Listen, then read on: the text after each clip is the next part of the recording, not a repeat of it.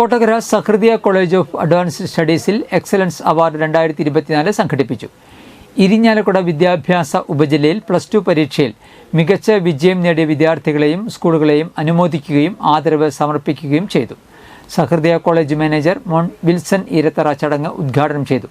+2 പരീക്ഷയ്ക്ക് 1200-ൽ 1200 മാർക്ക് നേടിയ യോന ബിജു, നിവേദ് KN എന്നിവരെ പ്രത്യേകം അനുമോദിച്ചു. +2 തലത്തിൽ മികച്ച വിജയം നേടിയ ഹയർ സെക്കൻഡറി സ്കൂളുകളായ ഡോൺ ബോസ്കോ, സെന്റ് മേരീസ് എന്നിവർക്ക് പ്രത്യേകം പുരസ്കാരം നൽകി. തുടർന്ന് കരിയർ ഗൈഡൻസ് വിദഗ്ധനായ PL ജോമി ഉന്നത വിദ്യാഭ്യാസ രംഗത്തെ പുതിയ പ്രവണതകളെക്കുറിച്ച് ക്ലാസ് എടുത്തു. Sahrudaya Lumen academy director Reverend Noujin Vidheyathil Sahrudaya നൽകുന്ന സിവിൽ സർവീസ് ട്രെയിനിങ്ങുകളെക്കുറിച്ചും വിശദീകരിച്ചു.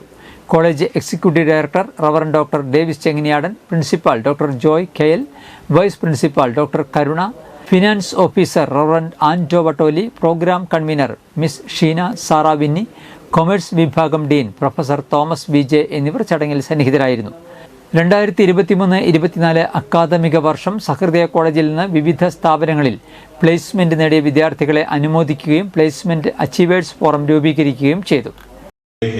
നടക്കുന്ന ഒരു കോളേജാണ് ഈ അഡ്വാൻസ് കോളേജ്. കഴിഞ്ഞ ഈ ഏതാനും മാസം മുമ്പാണ് അക്രഡിറ്റേഷനിൽ